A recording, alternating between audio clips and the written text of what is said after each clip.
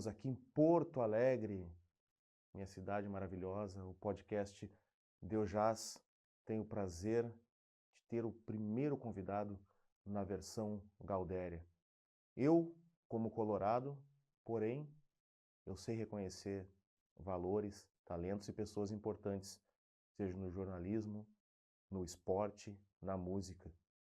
E eu estou falando aqui com um cara que eu sou muito fã, jornalista, escritor, compositor, Alex Bagé. Valeu, meu mestre. Fala, irmão, tudo bem? Pô, gremista. Eu nem sei se eu sou tanta coisa. Merece. Mas desse tudo um pouco tu fez, né? E faz. Cara, eu venho de uma família muito pobre, né? E eu não falo isso como vitimismo, como justificativo. Eu falo isso com o maior orgulho, assim, de ter conseguido mudar, inclusive a estrutura da minha família graças ao meu trabalho, né? E isso me serviu como base em tudo, inclusive as dificuldades, né? Principalmente as dificuldades. Sempre tive uma mãe extremamente guerreira, que infelizmente Deus levou aí há um mês, mas a minha mãe sempre me botou na minha cabeça uma coisa, cara, quando a gente tem uma dificuldade, a gente procura solução. Não adianta a gente ficar só sofrendo ali, quer chorar, chora, mas levanta e vai atrás. Se simplesmente, e eu sou um cara muito apegado à religião, mas não adianta tu acender uma vela e sentar, né? Tem que acender a vela, tem que pedir proteção, tu tem que acreditar naquilo, mas tem que correr atrás. Então sempre tive uma base muito forte assim da minha mãe com isso, sabe? Tem que resolver, tem um problema, tem que resolver. E aí, em cima disso, tu começa a tentar aproveitar todas as oportunidades que aparecem, né? E eu tenho uma gratidão muito grande à escola de samba. Por quê? Porque, pô, eu sou nascido em Bagé, mas a minha família veio muito cedo para Porto Alegre para tentar uma vida melhor, né? Uhum. E a gente vai morar na Restinga, e aí eu tenho toda a minha criação, toda a infância na Restinga. E ali, quando eu tô com 10 para 11 anos, a escola de samba entra na minha vida, porque eu assistia, eu lembro de assistir os carnavais da extinta TV Manchete, e eu aprendia com samba enredo. Porque, sabe, o samba enredo ele conta uma história. Então, por exemplo, vinha, sei lá, a Mangueira falando sobre, sei lá, vou chutar aqui, tá? A Mangueira vem falando sobre o Tom Jobim. Cara, eu tinha coisas do Tom Jobim que eu aprendia pelo samba enredo da Mangueira. Né? Os caras vão, a Portela vai falar sobre a história da cerveja. Pô, eu não sabia onde tinha começado a cerveja, eu aprendia pelo samba enredo. Então, isso sempre para mim, a escola de samba foi uma escola, né? E aí eu sempre gostei muito de percussão. Meu pai tocava violão, meu pai era canhoto, tocava violão. Cara, o violão que tu desse para ele, se fosse de afinação de canhoto, de dessa, o pai tocava, era um fenômeno assim, tocando, autodidata total. Nem virava as cordas. Nada, tocava de cabeça para baixo, se faltasse corda. Meu pai conseguia tocar violão, o meu pai conseguia trocar uma corda do violão sem parar de tocar violão, não me pergunta como. Mas ele conseguia fazer, era um fenômeno assim. E então me criei nesse ambiente, né, de ver meu pai fazendo os pequenos shows, né, próximo assim da vizinhança e tal. Minha mãe é uma trabalhadora ferrenha, né, porque meu pai foi um músico, um boêmio. Meu pai teve, para te ter uma ideia, meu pai teve 13 casamentos e teve 17 filhos. Eu tenho 13. 16 irmãos. Ganhou do Fábio Júnior. Era um Fábio Júnior misturado com o Mr. Catra, né, pela quantidade de filhos. Pouquinho de Gretchen também, né? Tudo. Então, e aí meu pai músico e tal, boêmio, cara, e meu pai ganhou dinheiro, perdeu dinheiro, ganhou dinheiro, perdeu dinheiro. E aí no final da vida, já mais velho, quem segurava tudo era a minha mãe, né? E a minha mãe, poxa, uma pessoa que teve pouquíssima instrução, assim, de escola. Minha mãe nos sustentou sendo faxineira, né, diarista, saía de manhã para poder de noite trazer o sustento da casa. Então a gente tinha, mas eu sempre tive aquele ambiente de entender o que eram as dificuldades, de saber que só tinha uma chance de mudar aquilo. Minha mãe sempre dizia isso, cara. Estudando já é difícil. Se não estudar, acabou. Precisa estudar. É a chance que tu tem para que tu tenha uma. Minha mãe sempre foi muito uma pessoa de pouco estudo, mas de muita sabedoria, assim. Então, eu tinha aquela base, mas aquela coisa da música, sabe, do meu pai, eu, achava demais ele pegar aquilo, às vezes eu pegava o violão, até hoje eu não tive tempo de tentar aprender, sabe, mas eu quero fazer isso. E ele pegava aquele violão, eu disse, cara, como é que esse cara consegue? Porque depois eu pegava o violão, e disse, cara, não dá. E às vezes ele disse assim, não, vamos fazer uma nota aqui. E aí aí tu via a diferença, aí tu começa a entender que a música, ela é matemática, né? Total. Ela tem uma métrica correta. Então aquilo eu achava fantástico. Então sempre meio que me levava assim, sabe, para abrir. Acho que eu puxei do meu pai essa questão de querer trabalhar com alguma coisa de arte assim. Então sempre gostei muito de escrever, sempre gostava muito, pô, redação para mim era fantástico assim, eu tenho coisas até hoje guardadas na memória de coisas que eu escrevi lá. E eu sempre tive aquilo, sabe? Eu sempre, pô, quero ser jornalista, sempre tive essa coisa na cabeça. Só que, cara, tu mora num ambiente completamente inóspito, né? Em que os meus amigos de infância, os caras da minha idade, enquanto eu entregava jornal lá, Correio do Povo, com 11 anos, os caras já estavam trabalhando no tráfico, né? E era muito mais vantajoso o tráfico, né? Poxa, minha mãe comprou um par de tênis para mim uma vez, num crediário, né? Porque na época não existia cartão de crédito, e ela comprou aquele tênis em 12 vezes. Ao longo de um ano ela ia pagar aquele tênis, e ao longo de um ano só tinha aquele tênis para sair, para ir para o colégio, para qualquer coisa. E os meus amigos que já trabalhavam no tráfico, todo final de semana, eles compravam um tênis melhor que o meu todo final de semana.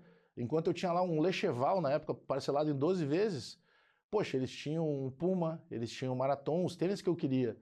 Então, até hoje eu vejo assim, cara, eu não sei exatamente, além de toda a base que eu tive da minha mãe e do meu pai, por que que eu não dei errado? Porque era mais fácil eu ter dado errado. Porque como é que com 11, 12 anos tu vai mensurar? Não, cara, não vai ali pro mais fácil, porque daqui 20 anos a tua vida vai mudar. Quem é que vai dizer assim, que daqui 20 anos eu quero é agora, cara, eu preciso botar dinheiro em casa, eu preciso ajudar nas contas de casa. Pois é. Então eu acho que tem muito assim de índole, né, do meu pai e da minha mãe, tem muito de Deus, cara. Eu acredito nisso. Acho que tem algo maior do que a gente, assim, que cara, não, eles não estão estudando, mas tu vai estudar, eles estão ganhando mais dinheiro que tu, mas lá na frente a tua vida vai ser melhor que a deles. E aí eu fui nessa toada. Só que daí, nesse mesmo tempo, por essa coisa na música, eu não conseguia pegar o que meu pai fazia no violão, mas eu tinha muita facilidade com percussão, sabe? Sempre gostei muito e tal. Eu disse, cara, e eu comecei a juntar essas duas coisas. Aí eu começo, na minha cabeça lá, guri, a eu fazer samba enredo. Aí eu digo assim, pô, cara, tem uma história. Qual foi a história do carro? Só que a gente tá falando numa época que não tinha internet, cara, para pesquisar. Tu pesquisava em biblioteca. Exato, tinha que Ou ir em lá na jornal velho que tu biblioteca, achava, assim, alguma coisa. Então eu era comecei a ver picado, isso, eu né? digo, cara, pô, lá na Restinga, e hoje eu tenho o maior orgulho de fazer parte de alguns projetos sociais lá junto com o presidente Aldo, até desfilei recentemente com a Restinga. Estado Maior. Com o Estado Maior da Restinga, porque, poxa, é uma comunidade, cara. E hoje, quando eu converso com alguns dos meninos lá, e aí a gente trocando ideia e tal, e eu digo assim pra eles, cara, a minha vida era muito mais difícil que a de vocês, cara. Então, se eu conseguir, tu também consegue. Só que tu tem que botar na tua cabeça que tem que ser uma pessoa do bem. Vai demorar mais? Vai. Não vou mentir pra vocês, vai demorar bem mais. Mas, cara, vai ter outro sabor. E tu vai ter uma vida tranquila de andar em qualquer lugar sem estar te preocupando se uma hora a polícia vai botar o pé na tua porta. Tu vai fazer uma coisa legal. Talvez ela vai te render menos. Enfim, tu vai viver em paz. Eu acho que tu precisa viver em paz, tu precisa ser uma pessoa reconhecida pelas pessoas. Não interessa se tu vai ser famoso, não. Tu tem que ser famoso dentro da tua casa. Tu tem que ser respeitado, tem que ser, de certa forma, as pessoas precisam querer estar perto de ti. E eu acho que é isso que tem que botar na tua cabeça. E, cara, tem que ser uma pessoa do bem para isso. E aí, quando com 10 anos eu vou procurar a Restinga, porque eu digo assim, eu falei pra mãe, pô, mãe, eu queria desfilar na Restinga. Aí ela Estão disse, falando mas, de que pô, ano, Bagé, mais ou menos? poxa, cara, a primeira vez que eu desfilo na Restinga eu tenho 11 anos, a gente tá falando de 87. 87, ainda era ali O carnaval era que chamava Perimetral na ali, que hoje é Loureiro Perimetral. da Silva. Já desfilei ali na Ali Perimetral. e tu vê que loucura, é o É, primeiro ano que eu desfilo, e é o primeiro título do grupo especial da Restinga. que legal. E é o último ano do desfile ali. Depois, em 88, ele vai lá para Augusto de Carvalho, no lado da Receita Federal ali. Aí fica até 2003 lá, Perfeito, 2004 começa no Porto Seco. Tá. E aí, quando eu vou pra Restinga... Era o Paulão da Tinga, o intérprete? Pá, cara, é que tem tanta passagem. Tenta, né? Paulinho Durão, acho que... Paulinho, a gente tá falando de... Eu desfilei, poxa, com Cláudio Barulho, com Paulinho da Tinga, com Paulinho Durão, com Paulão da Tinga. Cara, fantástico assim, mas o Paulinho Durão... Eu acho que de identificação da Restinga ele chegava a ter mais do que o Paulão da Tinga. Cara, ele era muito povo, assim, ele era, pô, um cara que faz muita falta. E tem um irmão de vida meu hoje, que é o Bruno Martins, que canta, que é o intérprete do Bambas Ogia, que é filho do Paulinho. Sim. Não tem, continua essa relação assim com a família. Sim. Só que daí quando eu vou para Restinga, olha que troço massa que é a preocupação com a educação, né? Quando eu vou para Restinga e digo assim, pô, imagina, um moleque ali, 10, 11 anos, cara, eu quero tocar na bateria. E, cara, tu vê na figura dos diretores de bateria, caras sensacionais. Porque hoje mudou muito, por exemplo, o Fabinho, que hoje é o diretor de bateria da Restinga, cara, ele é um advogado formado, ele tem um escritório dele, sabe? Já é aqueles moleque assim, cara, a gente tá aqui dentro da escola, a gente estuda, a gente se forma, furando essa bolha. Exato. Mas antigamente era mais os tiozão, né? Sim. Só que os caras, meu, com uma sabedoria incrível, assim. Aí a gente tá falando de Mestre Estevão, a gente tá falando de Neri Caveira e outros tantos que a gente vai acabar, Sarrinho. A gente vai, cara, se começar a citar, a gente vai esquecer algum, tá? Muita gente. Os caras eram sensacionais. E esses caras chegavam e eles sempre tinham uma coisa assim, quer tocar na bateria? Tem que estar no colégio. Para os novos sempre foi assim. Ah, os mais velhos não estudavam, já era nego velho, com a família e tal, e o cara não vai mudar a cabeça dele. Mas para os novos sempre teve isso, em qualquer escola de samba. Tem que estudar. Tá estudando? Ah, então beleza, tem que estudar. Tem que saber tocar para estar aqui. Não vai sair tocando só porque tu quer. Mas antes de qualquer coisa, tu tem que estudar. E tu vê como isso, para mim, pelo menos, é a maior gratidão que eu tenho. Né? Porque eu conseguia... Para mim, a escola de samba, ela foi uma escola. Foi uma escola de vida, uma escola de tudo, assim. Então, aí com 11 anos eu começo a fazer isso. E aí é a primeira vez que eu tinha que convencer a mãe, porque, pô, ficava preocupada, né? A Restinga, como qualquer vila, como qualquer comunidade, ela é formada por 99% de trabalhadores, mas ela tem um lado ruim também, né? De ter a droga, de ter a violência. Morava perto da quadra? Não, cara, relativamente perto, mas eu morava dentro da Restinga Velha. A quadra já é bem na divisa entre a Restinga Velha e a Restinga Nova, né? Ou tu ia com uma gurizadinha ou até pegava um bus? Não, tu ia a pé. Dava pra... Não, mas tranquilo. só que tu passava por só que tu atravessava várias tudo, esquinas, assim, né? Várias esquinas. Então tinha época que tu sabia que na quadra tal tu não podia passar, que os caras estavam em guerra, aí tu passava pela outra. Tinha tudo isso. Tu sabia exatamente onde é que eram os pontos de passagem e tal. Uhum. Só que daí, nesse meio tempo, aí eu coloco... Aí, como a preocupação da mãe era a gente ficar até tarde na rua, né? E o ensaio terminava muito tarde. Sim. E aí, só que daí eu começo a ver uma outra situação. Que o meu primo, eu tenho um primo, que é o Chumbinho, que hoje mora em Balneário Camboriú, que ele entregava Correio do Povo. Aí ele chega assim, meu, tem uma vaga para entregar Correio do Povo lá. Eu disse, tá, mas que hora que é? Eu disse, cara, a gente começa a entregar às 4 da manhã. Cedinho, né? Eu disse, pô, como é que eu vou convencer a mãe, né, cara? Eu saí do ensaio, meia-noite e pouca, né? 4 da manhã. Tá, mas aí se eu mudar então o colégio para de tarde, aí eu consigo entregar o correio, eu ponho dinheiro em casa, e ainda por cima eu consigo ir no ensaio, sabe? Eu montei toda uma estratégia. Sim, terminou o ensaio, tu já dá um tempo, vai trabalhar no Vou correio. Vou trabalhar no correio e tal. Até na tua cabeça fecha, mas minha cabeça fecha. tua mãe. Só que daí a mãe com a preocupação e tal, mas, cara, ela sempre confiou muito em mim, né? Ela via ali já um líder, né? Ela disse, pô, cara, pai tá doente, os outros são pequenos. Pô, esse cara aqui é o cara que tá me ajudando, é o cara correto, eu vou dar esse voto de confiança. Só um parênteses, Pajé. Desses 13 casamentos do teu pai, o último foi com a tua mãe. O último é com a minha mãe. A última família Na que verdade, ele esteve assim, foi com a tua mãe. O último com a minha mãe e a família que ele mais teve filhos, porque, cara, a gente fez uma composição um tempo atrás, ele teve, desses 13 casamentos, com a minha mãe ele teve 3 filhos, né? Eu e mais 2, que foi o último casamento dele, o que durou mais. Uhum. Acho que foi realmente o casamento, sabe? Porque ele teve alguns namoros que aparecia a criança e aí ele não ficava, pagava pensão, mas seguia a vida, sabe? Cara, a gente faria um programa só falando sobre essa árvore genealógica. Mas dos 3, assim. Tu era o que tava mais na cara do gol para trabalhar, porque eu era o mais velho, né? Eu era o mais velho, depois o mais novo, tá. o do meio tinha uma diferença de 3 anos e tal. Só para saber, então era contigo essa Não, era tudo comigo, e aí eu vi, pô, precisava disso, né? E aí a grana do correio era boa, aí daqui a pouco eu descobri que tu entregava o correio todos os dias de manhã cedo. Pô, de manhã cedo, porque qual é a moral do cara na época ter a assinatura do jornal? Era o cara, quando abria a porta, o jornal tá ali. Informação já assim que tu acorda. Tinha que ser muito cedo. Perfeito. Só que tu imagina, eu tinha, sei lá, 340 casas para entregar. Cara, de madrugada. Então, pô, eu fazendo a pé, até hoje, eu tenho uma palestra que eu mostro isso. Até hoje, se eu pegar um Correio do Povo, eu consigo dobrar ele do jeito que eu dobrava, ele ficava um envelopezinho, que daí tu atirava lá na varanda da casa. Porque daí não pegava sereno, nem chuva, e nem o cachorro rasgava ele. Perfeito. Então tu dobrava e jogava ele lá, jogava lá. Até hoje eu consigo dobrar. E aí ia terminando, a tua mão ia ficando, cara, com a tinta do jornal, ele ia soltando, né? E aí, tu vê, aí são coisas de memórias, assim. Então, ali pelo Correio do Povo, eu também me informava. Porra, eu sabia tudo, porque vou entregar 340 casas sozinho de madrugada, eu tinha que ir lendo jornal. Imagina, né? Não tinha mais nada pra fazer. E eu sempre botei isso, sabe? Eu digo, cara, um dia eu vou escrever nesse jornal. E eu escrevi nesse jornal. E eu tenho a primeira matéria que saiu e tal, eu tenho guardado até hoje nas minhas coisas lá de casa lá. Caldas Júnior. Então tinha, porque a primeira empresa jornalística que eu trabalho é a Caldas Júnior, antes da Record, inclusive, que a Record chega em 2007, né? Aí depois eu saio da Record para fazer Rádio Granal, que estava começando.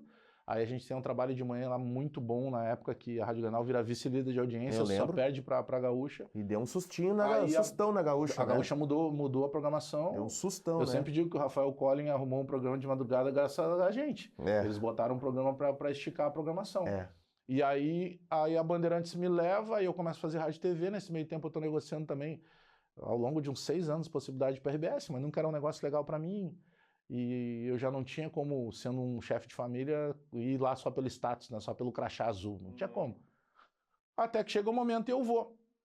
Mas aí nessa questão da escola de samba, que é o que eu bato muito nessa tecla, isso me deu uma base, entendeu? De entender como é que as coisas funcionavam, e aquilo também era uma válvula de escape para mim de lazer. Era o lazer que a gente tinha, era o futebol e a escola de samba. Isso. Então a importância que teve desses diretores de bateria, disse assim, cara, tu pode, fica à tua disposição, tu vai ter que aí mostrar que tu sabe tocar ou não, e além disso tu precisa estudar. E isso foi uma chave uma virada de chave para mim, assim. E aí depois disso, cara, aí eu começo a entender mais como é que funcionam as coisas, e aí eu começo a compor. E aí eu devo ter participado, sei lá, de 50 festivais espalhados pelo Brasil inteiro, mas eu tenho 15 sambas que foram para a Avenida, 15 sambas que foram vencedores. Aí aqui no Rio Grande do Sul, eu tenho Acadêmicos de Gravataí, tenho Bambas da Orgia, tenho Praiana, tenho Filhos da Candinha, tenho Unidos do Capão. Aí São Paulo a gente ganhou Unidos o Peruche, que é uma das mais tradicionais, é chamada lá a filial do samba, né? Sim. E o ano que a gente desfilou lá, 2016, cara, a Peruche contratou o Quinho. Quinho Salgueiro. Então tu imagina o que era tu tá ali. Cara, até hoje eu me emociono porque eu vejo, tem essa arrancada assim, que aparece a gente pulando e olhando pro Quinho, e o Quinho enlouquecendo, meu. Aí começa a chover, aí ele para no setor mais popular do AMB lotado, e ele começa a fazer uma coreografia, cara. E a gente olha assim, os caras estão cantando samba que a gente fez e tal. E aí quando a gente passa pela cabine da Globo, o Chico Pinheiro mostra assim, eu tô arrepiado. A gente ganhou um estandarte de ouro com aquele samba. Que legal. No domingo ainda tinha a Leandro de Itaquera, que é uma escola tradicionalíssima, que está no grupo 2, que ficou conhecida porque a puxadora era Helena de Lima, durante muitos anos. Figurou no grupo principal muito tempo, né? E ela cantava demais. Marcinho Arte também cantou. Marcinho Arte, é uma escola muito tradicional Isso. lá. E a gente ganhou também no Rio de Janeiro uma escola chamada Alegria Zona Sul, que era do grupo 2. Pô, tu imagina tu passar na Sapucaí, cara, com 85 mil pessoas. O tema era Ogum, eu sou filho de Ogum, devoto de São Jorge, então, pô, era um troço sensacional. E aí, cara, são coisas que eu sempre digo assim, viagem e estudo ninguém tira de ti, né? Porque é uma coisa que tá aqui dentro, não tem como só ser uma doença, senão contar ninguém tira. E, ponto, passar... Aí passam esses flashes, sabe? Então tu imagina, pô, desfilar no AMB 2 vezes com a AMB lotado, os caras cantando um samba que eu ajudei a fazer. Passar na Sapucaí, sem contar aqui, né? Mas, poxa, é que Sapucaí, a gente tá falando do maior evento, talvez, televisivo do planeta, que é o Carnaval do Rio. Então, tudo isso te dá uma base, assim, pô, cara, começou lá, na escola de samba, sabe? Então, e quando a gente tem, e os projetos sociais que a gente tem hoje lá dentro, é porque o projeto social, quando tu faz para reunir crianças, ele tem vários ângulos, e todos eles são muito positivos. Perfeito. Mas tem um que a sociedade praticamente desconhece, que tu precisa ter um lanche. Porque às vezes a criança tá ali só por causa do lanche. Para estimular a permanência da criança. E às vezes tá ali só por causa do lanche. Só para isso, né? Entendeu? Às vezes vai ser a refeição garantida que aquela criança tem. Que em casa pode não ter, né? Pode não ter. Então hoje tem um projeto do Tinga, do Paulo César Tinga também, que é o Fome de Aprender. Que é teu irmão, né? A gente costuma dizer que nós somos alguns dos sobreviventes, né? Dessa época, assim, de Restinga, de nunca se envolver com droga, de conseguir furar a bolha, de conseguir melhorar a vida das pessoas no nosso entorno, de servir como exemplo positivo e de nunca esquecer de onde a gente saiu, né? Pô, Tinga carrega Tinga no nome e eu tenho o maior orgulho de falar para todo mundo. Tem gente que fala assim, como tu nasceu em Bagé, se tu te criou na Restinga? Não, a Restinga foi onde eu aprendi tudo, né? E que bom que aprendi a sair da parte que era ruim e valorizar a parte que era boa. Certo. Então isso dá uma base muito grande, sabe, para te servir de orgulho e tal, assim. E tem essa coisa hoje do projeto social de tu poder encaminhar pessoas, de tu poder, sei lá, o que é possível fazer? Pô, sei lá, o cara pode ser um artista, beleza? Vamos, cara, conversar com as pessoas. Porque às vezes tu tá trocando uma ideia com a galera. Eu lembro que teve um menino que chegou lá e ele tava completamente jogado na droga, completamente assim, sabe? Era usuário de crack, o cara tava virando uma pessoa em situação de rua, assim, sabe? Mal vestido, sem tomar banho e tal. Aí ele chegou lá e disse assim, pô, eu quero voltar a desfilar na escola e tal. Aí disse assim, pô, que bom, cara, não sei o quê, mas, cara, pô, que situação é essa que tu tá aí? Ah, sabe como é que é? Acontece algumas coisas na vida, não sei o quê. A gente começou a conversar com ele e tal. Mas, cara, vamos voltar pra escola então. Mas a gente faz um trato. A gente faz um trato. Tu volta pra escola, a gente te ajuda aí, cara, vamos ver umas roupas pra ti. Onde é que tu tá morando? Começamos a conversar com ele e tal. Só que tem um negócio, cara. Assim tu não vai desfilar. Porque assim tu não é exemplo pra galera aqui. A gente tá colocando ali na cabeça dos moleques que tem que fazer isso, isso, isso, isso. E eles têm um objetivo. Eles precisam fazer isso, isso, isso para poder desfilar com a escola. Se a gente chegar e te colocar a desfilar com a escola e tu não tá fazendo nada do que a gente tá dizendo para eles que eles têm que fazer, tu quebra a nossa própria ideologia com os caras aqui. Exato. Cara, eu sei que a gente combinou um negócio e a gente conseguiu fazer com que ele desfilasse numa outra situação completamente. Não posso te garantir que ele não use nenhum tipo de substância, não tem como fazer isso, mas ele mudou completamente a vida dele. E a gente brincava assim, cara, ganhamos um ano, velho. Se a gente pegar um cara, e não é nem o trazer para cá, é além de trazer para traz para cá como pano de fundo, mas tu tira o cara daquela parada ruim, sei lá, se o cara, tu vê a pessoa mudar, entendeu? Ele passou, ele não anda, ele aparecia lá, eu me lembro que o primeiro dia que ele chegou lá com um corte de cabelo diferente, assim, que ele tinha ido no barbeiro, ele ainda chegou e mostrava para todo mundo, cara, a gente olhava assim, e eu lembro que tinha algumas pessoas que começaram até a encher os olhos d'água, né? Porque, pô, o cara tá comemorando que ele tá se achando de novo ser humano, sabe? Ele tá chegando, ele tá com orgulho mostrando. Tá com dignidade, né? Sabe? Pô, olha aí, só que vocês acharam. Cara, ele mostrava o corte de cabelo pra todo mundo. E tá incluso também, né? Dentro daquele ambiente, né? Teve um tá dia, acolhido. teve um episódio lá que a gente a Restinga, ela é como se funcionasse uma religião, sabe? Porque esse ano, agora no desfile que teve, eu peguei e eu digo, pá, os caras, pô, tem que desfilar. A Restinga vinha falando de São Jorge. Eu disse, cara, não tem como eu não desfilar, né? E aí eu digo, pô, mas minha mãe morreu, cara, faz, sei lá, 20 dias, cara. Eu digo, pô, não tô cabeça pra nada disso. E aí, cara, eu comecei a lembrar, sabe? E eu digo, mas quem levou a primeira vez eu na escola de samba, quando eu falei que eu queria desfilar, foi minha mãe. Né? Minha mãe chegou lá pela mão e tal, para conversar com os caras, não é simplesmente me liberar para lá. Eu disse, cara, a minha mãe vai querer que eu desfile aqui. Né? Porque, enfim, minha mãe fez uma passagem tranquila, já estava entrando num processo de demência, que é muito. É difícil até falar, porque é muito duro, sabe? Porque tu vai perdendo a pessoa sem perder a pessoa. Né? Fisicamente ela tá ali, mas... fisicamente ela tá ali, mas ela não lembra. Então, tu conversa, daqui a pouco, cara, às vezes, meia hora depois, ela tá insistindo numa coisa que tu já explicou para ela. E aí tu ter que entender isso é muito louco. Porque tu sabe como é que tá funcionando, tu tá preparado para entender aquilo. Mas é diferente tu viver, sabe? Por maior que o médico diga, não, pô, tua mãe tá perdendo... Ela, não é que ela tá perdendo memória, ela tá entrando num processo de demência. Ela vai ter alguns surtos e tal, aí tu começa... Tu não consegue acreditar nisso, sabe? Só que tu começa a viver isso. Então, por exemplo, no dia do Natal, eu nunca gostei muito de Natal, cara, porque Natal pra mim era uma lembrança melancólica, porque na cabeça de qualquer criança, tu idealiza que toda a família tem condição de dar o que a criança quer. E, pô, minha mãe era uma guerreira, meu pai também, né, mas principalmente a minha mãe. Minha mãe abriu mão da vida dela pra dar o máximo que ela podia dar pra gente.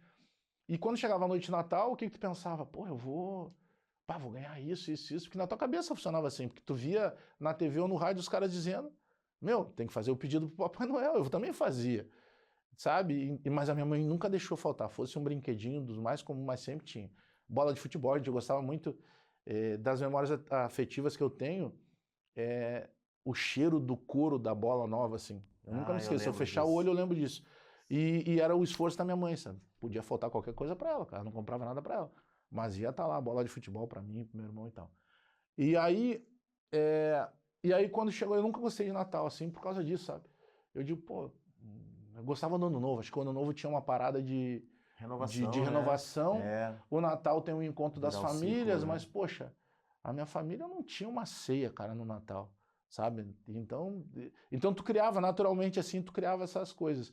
Aí o tempo passou, cara, eu fui fazer terapia, e eu sempre digo pra galera que puder fazer terapia, faça, porque muda a vida de todo mundo, tu começa a te conhecer melhor, aí tu começa a entender outras coisas, né? É maravilhoso, cara. E terapia é um tratamento que tu faz pra vida inteira, tu não te dá alta. Terapia tu vai te conhecendo, e aí quanto mais tu te conhece, mais tu quer te conhecer, então muda a tua vida. E aí, poxa, aí eu tenho duas netinhas, né? A Manu e a Bela. A Manu tem 6 anos, a Bela tem 3. E aí, pô, mudou minha vida, porque daí eu consigo hoje dar para as minhas netas. Cara, eu aprendi o sentido real a gente se criou numa família que era vergonhoso tu dizer eu te amo. E infelizmente eu só consegui entender isso depois de grande, e eu queria ter dito tantas vezes mais eu te amo pro meu pai e minha mãe, né? Mas, enfim, era a forma que a gente era criado, muita dificuldade, num lugar inóspito pra caramba. Mas nunca faltou essa retidão de caráter, assim, cara, ó, isso aqui não é teu, velho. Não interessa, está ali, não é teu, outro pergunta de quem é, outro passa e deixa ali, não é teu, não te aprende a isso. E aí, quando acontece esse negócio por exemplo, de nascer as minhas netas, primeiro a Manu, cara, aí muda tudo, né? Porque, cara, eu recebo áudio das minhas netas, pô, eu paro tudo. É dos poucos momentos assim que eu paro tudo. A minha vida hoje eu ainda dou, e é um erro meu, mas hoje o meu trabalho está acima de tudo, tudo. Eu trabalho praticamente 24 horas, eu acordo 2 da manhã para ir tomar água ou ir no banheiro, eu vou lá e olho o meu celular. Eu sou maluco, assim, é um negócio que eu preciso mudar, mas não consegui mudar ainda. Nega véia não te cobra? Dar uma Cara, minha mulher é sensacional porque a minha mulher entende o que Cobra é o não, mas meu tipo, dia a dá dia, uma... sabe? Não, ela se preocupa e tal, mas ela é muito parceira, assim. E até para entender tudo isso, sabe? Da forma que funciona a minha vida, às vezes, tem tal lugar, pô, não tem como ir porque tem jogo do Grêmio, eu faço transmissão do jogo do Grêmio, não tem como a gente fazer. Mas, ô Bagé, é uma conquista significante demais, assim, tu te tornou uma empresa. A gente estava Sim, cara, falando, né? Tu te com tornou uma certeza. empresa, tu passou pela Guaíba, passou pela Grenal, tu passou pela Bandeirantes, tu passou pela RBS, e a maior empresa que tu trabalhou hoje em dia é a tua.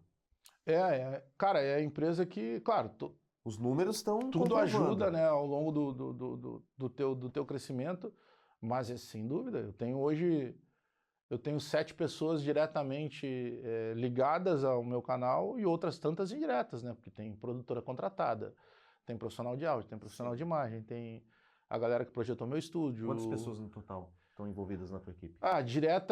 Direta e indiretamente, cerca de 15 pessoas. Direta e indiretamente. A cobertura que a gente fez no ano passado da Libertadores, a maior equipe que tinha no Rio de Janeiro era a minha. Eu tinha lá 8 profissionais.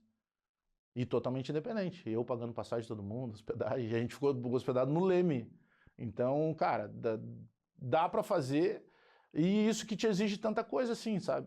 Então, aí, só para te fechar aquela parte do Natal, aí o que eu fiz? Pô, as minhas netas agora me mostraram outro mundo, né? Pô, chego lá, brincam e tal, vovô e tal. E aí eu disse, cara, eu vou fazer pela primeira vez uma festa de Natal. Agora Né? se justifica muito. Cara, Dá pra fazer, eu né? sempre dava uma desculpa à minha mulher, sabe? Pá, vamos viajar. Pô, ela sabe já que eu não gostava Tu muito de fugia da Natal. data. Eu fugia da data. E mesmo já tendo as minhas filhas crescidas Sim. e tal, mas mesmo assim eu já fugia, sabe? Mas aí esse ano a gente fez, até que a gente foi morar numa casa nova e tal. E aí que eu tive esse impacto, porque eu peguei, aí eu cheguei, fui na casa da minha mãe morava na Restinga ainda, na mesma casa que a gente se criou. Sim. A gente tava dando uma reformada e tal, mas no mesmo lugar que a gente se criou, no mesmo pátio, assim. E aí eu cheguei lá e falei pros meus 2 outros irmãos, cara, vou levar a mãe pra passar a noite comigo. Ela não queria, né? Porque ela, cara, minha mãe gostava de tomar a cerveja dela, embora ela não pudesse beber, mas bebia escondido e tal. Mas ela gostava daquilo, cara, fazer o churrasco naquela churrasqueira de tijolo que é montado na hora ali. Não adiantava fazer churrasqueira pra ela. Não, não, tinha que ser naquela. É a raiz aquela, É aquilo ali, é o jeito, a minha mãe era aquilo ali, cara. E aí eu peguei e falei pra ela, mãe, vamos passar o Natal comigo lá, pô, você não foi. E ela deu, mãe, pô, tem que vir aqui conhecer minha casa. Quero que a senhora venha morar comigo. Não, esquece, não. Como é que eu vou deixar minha casa e tal? E aí eu cheguei lá na tarde, assim, do dia 24 e falei pros meus irmãos, cara, esquece tudo, eu vou levar a mãe pra passar a noite comigo. Me deu um estalo, assim, e foi o último Natal dela. Aí eu peguei e falei pra ela assim, tá, mãe, vambora, só vai comigo. Ela começou a dar desculpa. Não, porque minhas roupas eu botei tudo pra lavar. Eu disse, não, não tem problema, a gente passa na loja ali e compra. Cara, e aí foi isso que eu fiz, eu botei ela dentro do carro, eu passei numa loja que eu sempre compro as roupas dela lá na Restinga, e aí é muito louco isso. Aí ela sentou, que ela já estava um pouco debilitada, assim, e aí eu peguei e falei para a senhora da loja, só, por favor, tragam para ela aí tudo que ela quiser, né? E era muito prazeroso tu ver aquilo, sabe? Eu fiquei num canto da loja olhando. É, e ela escolheu tudo que ela queria ali, das roupas, né? E aí, cara, aí a gente foi para casa, e aí de meia hora, sei lá, de 40 minutos, ela me dizia, acho que já tá na hora de eu ir embora, porque ela esquecia, né?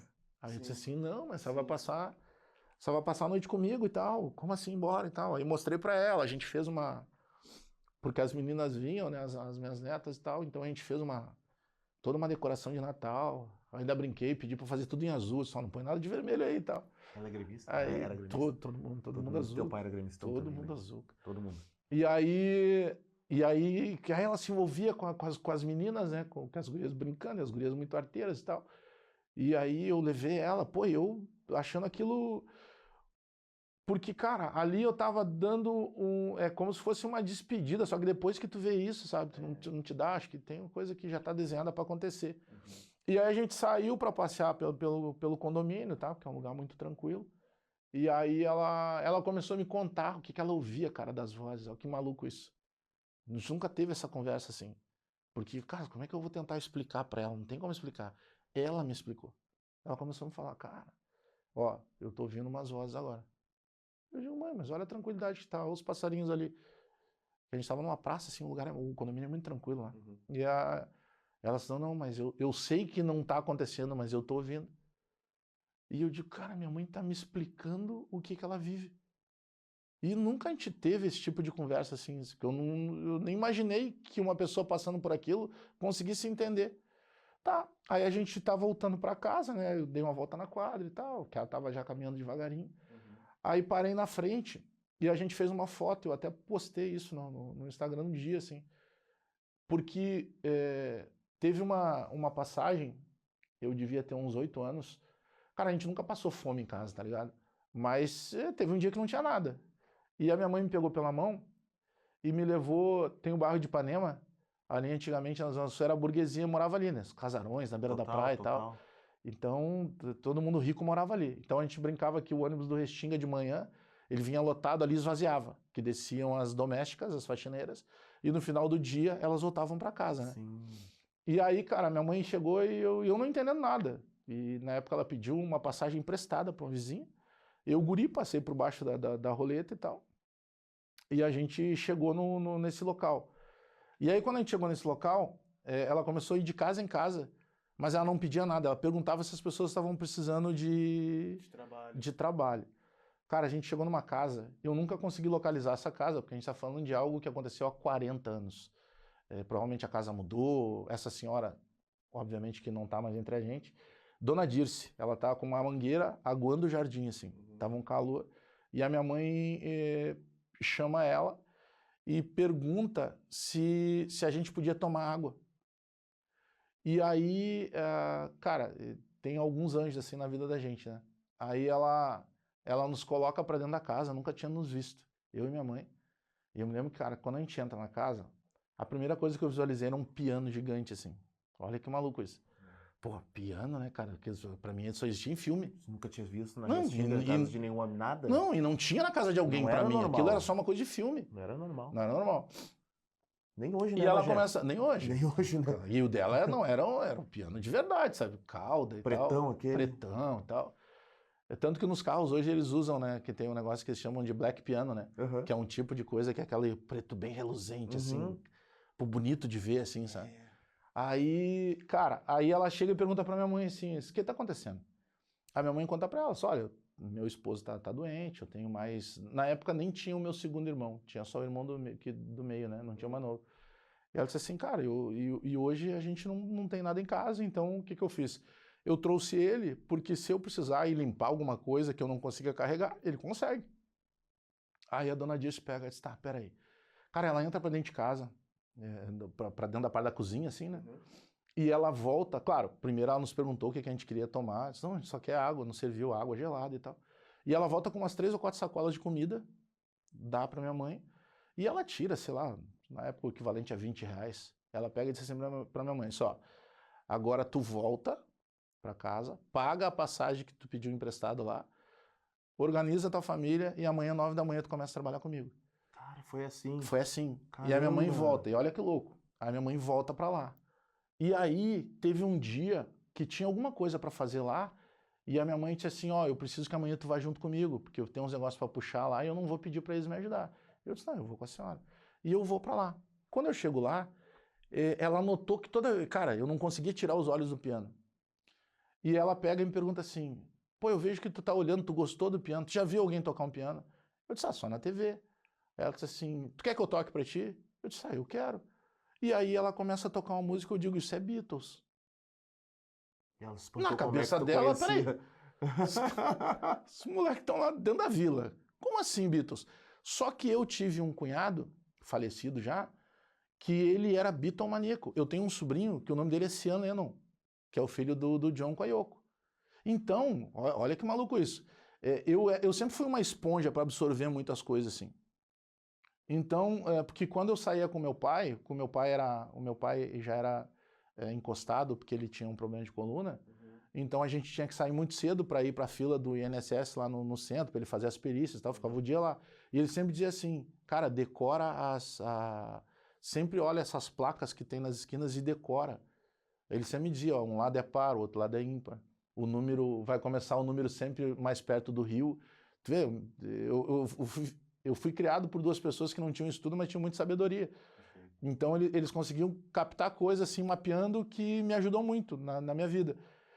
Então, esse meu cunhado, cara, eu via VHS quando ia pra casa deles de tudo dos Beatles, cara. Tudo que tu possa imaginar. Tudo.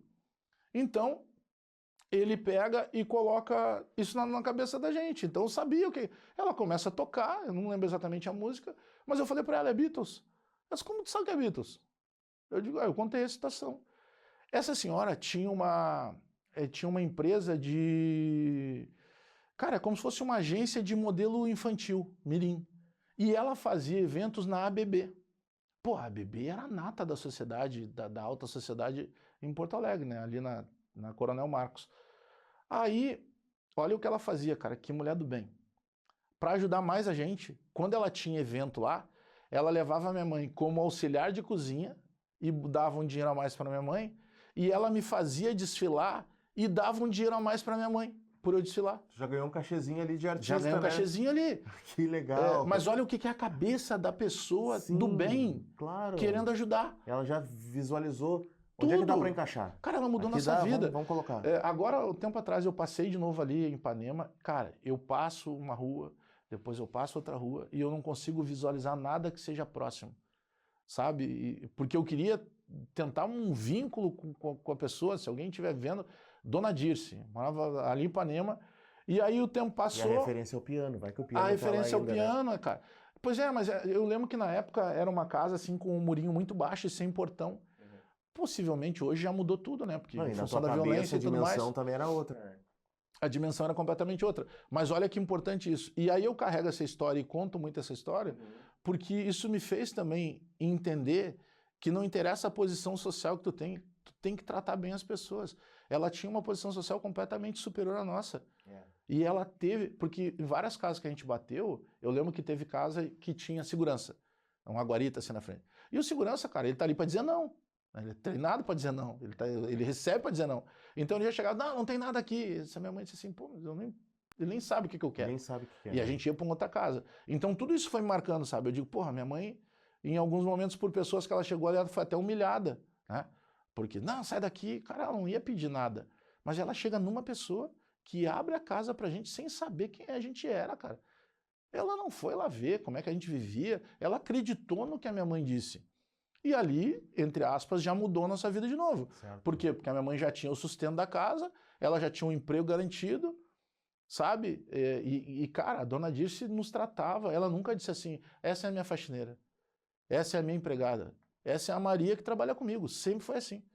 Então tu tinha ali uma outra aula, sabe, de vida. Eu disse, cara, tu precisa tratar bem as pessoas independentemente de quem seja a pessoa. E a gente sabe que não funciona assim, né? Hoje em dia. Então eu tive muita coisa assim que eu ia absorvendo sempre, sabe? E aí a postagem que eu faço, essa do Natal, é justamente isso. Pô, mãe, não lembro exatamente as palavras, mas eu tava dizendo, pô, há muitos anos atrás, né? A gente bateu de porta em porta. Eu até usei o termo numa casa de bacana. Hoje a gente vai passar a noite de Natal numa casa que é nossa, né? Então isso valia muito, sabe? E aí quando tu conta essas coisas, pra galera que não conhece a tua história, o cara acha assim, pô, mas já tô ostentando. Não, cara. Eu tô mostrando aquilo com o maior orgulho de coisas que eu consegui conquistar sendo uma pessoa do bem. O cara pode não gostar do que eu falo, pode me achar exagerado, pode daqui a pouco não gostar da forma que eu me comunico, mas isso os caras não vão me tirar. Eu virei a minha vida sendo uma pessoa do bem. E o que eu quero mostrar pra galera é justamente isso. Cara, dá pra fazer. Vai demorar, vai ser um pouco mais difícil, mas tu consegue furar essa bolha sendo uma pessoa do bem, né? Acreditando naquelas coisas. E a minha mãe sempre foi esse exemplo, sabe? Então, pô, tu imagina tu poder fazer isso, muda tudo. Então, tu imagina, eu tive um Natal da minha vida, que foi o último Natal com a minha mãe, foi o primeiro Natal que realmente eu entendi que aquilo ali significava essa união de famílias. Então isso tudo fica como exemplo, cara. Não tem como tu mudar. E a minha mãe mostrava o quê? Que o trabalho era bom. Trabalhar era bom. Porque ela saiu um dia sem nada e ela voltou com as coisas em casa. Pô, trabalhar era bom. Eu preciso trabalhar, porque trabalhar vai me fazer bem. Então tem uma série de coisas, sabe, que tu vai encaixando e que serve com muita base, assim, cara. Então é por isso que não deu errado. Eu fiz, para te ter uma ideia disso que eu tô te falando agora, eu gosto muito de tênis, né? E, pô, eu tive só uma vez durante um ano. Então, eu chamei um amigo lá que trabalha com móveis e eu disse, pô, Rodrigão, eu quero fazer um móvel para os meus tênis, né? Porque, pô, eu gosto de comprar tênis e tal. Aí eu tenho lá, sei lá, 20 e poucos pares de tênis. Ele, pô, vou fazer um móvel com 50 pares. Tu vai encher isso aí um dia. Aí eu disse, tá, beleza. Só que para que serve isso, cara? Toda vez que eu saio de casa e eu vou escolher o tênis que eu vou botar, e quando eu chego em casa eu guardo o tênis, eu lembro que eu só tive uma vez. Então não é ostentação. Aquilo ali serve como, inclusive, um filtro para as coisas que eu vivo. Cara, teve uma época que tu tinha só um. Tu não tinha como trocar ele.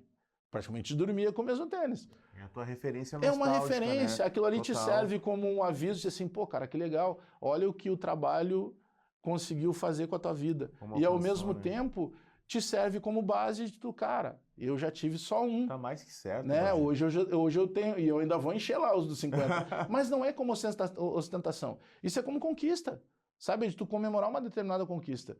E hoje na rede social é complicado, porque às vezes tu mostra uma coisa, o cara, pô, o cara tá se exibindo. Não, mano. É que vocês não têm noção o quanto é prazeroso. Sabe? Todo dia que eu entro no meu condomínio eu agradeço. Todo dia, cara. Eu saio para trabalhar. Tô saindo para trabalhar, só peço proteção, mas todo dia que eu entro eu agradeço. Todo dia. Eu tenho o mesmo ritual. Pode estar chovendo, eu baixo os vidros e eu agradeço em voz alta todo dia que eu entro no meu condomínio. Sabe? Porque aquilo ali está representando o quê? Eu estou dando uma estrutura para minha família, aquilo ali está me mostrando que para manter aquilo eu preciso continuar trabalhando muito. Então é uma questão lógica de uma engrenagem, entendeu? E te agradeço o espaço, porque eu tenho pouco espaço para contar essas coisas. Mas, ô Bagé, porque geralmente tu fala do quê? Tu fala do futebol. Mas Cara, aqui a gente quer saber da vida, né? e cara, o que muda é isso. É que o futebol é só um recorte. Futebol é um recorte que as pessoas estão ali no outro lado interessadas em saber a tua opinião e sobre o que está acontecendo com o Grêmio, até tuas opiniões para tocar uma flauta no Inter. Mas os outros papos que a gente teve, que eu já te entrevistei uns 5 anos atrás, é a raiz, é a vida. É o que eu mais gosto de saber, é explorar mesmo como é que foi do nascimento até conseguir chegar na primeira empresa, depois não só o momento que tu vive, que é altíssimo, que é um sucesso fruto do teu trabalho, mas são esses bastidores da vida. Eu acho que tu contou algumas coisas aqui que tu nunca tinha contado ainda, né? Não, nunca tinha contado. Até porque tem É, algumas coisas que elas fecharam pra mim agora com a passagem da minha mãe. pois é, Sabe? Aí né? tu, pô, cara, agora eu entendi por que a gente teve aquela conversa, por que do nada ela começa a me falar coisas que tu fica assim, cara, como assim? Uhum. Né? Não tem muita explicação isso e tal. Mas eu acho que isso é base, cara. E a questão de tu não esquecer do lugar que tu vem, cara, é fundamental. Te ajuda e te faz bem, porque tu. Cara, tu imagina, aí eu fui pro desfile da Restinga, aí o presidente Aldo falou, cara, fica aqui no barracão, porque o desfile vai ser 3h50, né, da manhã. E no outro dia ainda tinha a final do Campeonato Gaúcho, né? Eu disse, não, mas eu tenho que ir disso lá, nem que eu venho para casa correndo. Aí montei toda uma estrutura para já deixar o carro pertinho da saída, terminou o desfile, eu já entrei no carro, já vim correndo para poder mastigadinho. dormir, poder descansar, Sim, né? sim. Para fazer a transmissão no outro dia. Perfeito. Mas, cara, pô, tu imagina, eu tô dentro do barracão da escola, eu tô olhando as alegorias, você tá me passando um filme de tudo. Como é que eu conheci a escola? Como é que eu cheguei na escola? A tua paixão pela música e futebol, elas são 50-50, né? Tudo, cara, tudo. E aí, pô, aí daqui a pouco começa a passar alguns dos moleques ali, pô, Bajé, podemos tirar uma foto. Pô, olha o peso que isso tem, cara. É. Eu digo, caramba, eu tô dentro Porque assim, quando pra gente que desfila, e tem um cara que tu tem que trazer aqui, meu, que é o Anderson Chilico. Claro, o Negão Batera, mestre. Desculpa, perdão, fudido. Ele é, né? Top É meu demais. bruxo, o Negão. Pô, Chilico Ele é foda, né? esse ano, Mestre. ele faz os arranjos todos, né? Ele fez todo o arranjo do samba e tal. Aí eu tô morando em Gravataí, né? E o estúdio que eu faço todas as paradas é em Porto Alegre. Aí tô no carro, botei o samba enredo e eu cheguei assim, cara, eu comecei só pegar o arranjo, sabe? Uhum. Eu já tinha um samba na cabeça, mas eu queria, os caras, tem alguma coisa que me chama a atenção nisso. Cara, eu comecei a chorar com o samba, aí eu peguei o celular e mandei um recado pra ele. E chorando, né? Porra, meu, não sei o que, não sei o que. Aí ele me mandou o recado chorando também. Por quê, cara? Porque só a gente sabe. Assim como minha mãe me levou pela mão, os pais dele levaram ele pela mão para ele entrar na escola, e a gente conseguiu ter uma ascensão na vida trabalhando sem esquecer da escola, continuando na escola. Aí, antes do desfile lá na concentração, eu fui lá, a gente deu um abraço nele, a gente chorou junto e tal.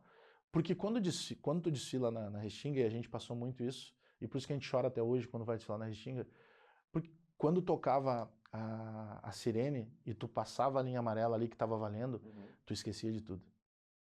Podia estar faltando coisa na tua casa, tu podia estar brigado com o irmão, meu, durante 1 hora, Ali tá tu valendo, era né? um super-herói. É. Tu tinha que carregar aquela escola, e a escola funciona assim até hoje. A Restinga é assim até hoje.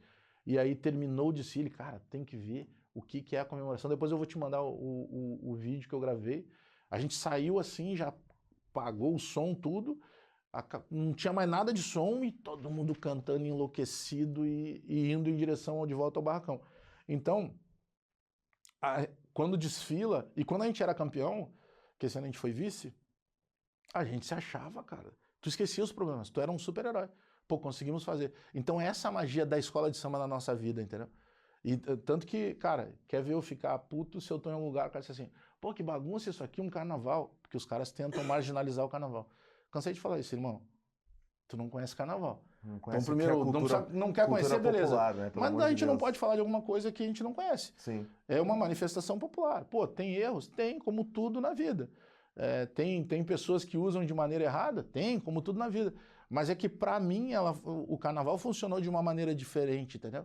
Então, as pessoas me reconhecerem como alguém do futebol e do carnaval, pra mim é o maior orgulho, cara. E ano passado ainda a TVE me chamou pra fazer a apresentação das 2 noites dos desfiles. Sim. E aí eu tava dizendo pros caras lá, antes de entrar no ar, os caras, pô, Onde é que eu imaginei tudo isso aqui, cara? Sabe? Do guri que entrou lá pedindo pra tocar e o cara dizendo, cara, pode tocar, mas é o seguinte, primeiro que tu vai ter que aprender a tocar realmente, vamos ver se tu sabe. E segundo que tu tem que estudar. Sabe? Aí daqui a pouco tu tá apresentando aquela arte que tu sempre impulsionou, daqui a pouco tu tá ajudando, daqui a pouco tu tá num samba enredo, sabe? Hoje a gente tem algumas composições que estão com grandes nomes aí, que não foram gravadas, mas que estão no acervo, sei lá, de Tiaguinho, de Sorriso Maroto, de Belo. Tem uma que eu fiz agora, Juninho PC do Pura Cadência, e o Gabrielzinho é um compositor que é aqui de Gravataí. Conheço o Gabrielzinho. Tá estouradaço, gravou com Belo, gravou Fábio Canali, com... Cara, produtor dele, né? Cria pupilo Meu do bruxo, Fábio. Então o Fábio também compõe samba enredo, né? Durante muito tempo, teve samba campeão aqui também. Sim.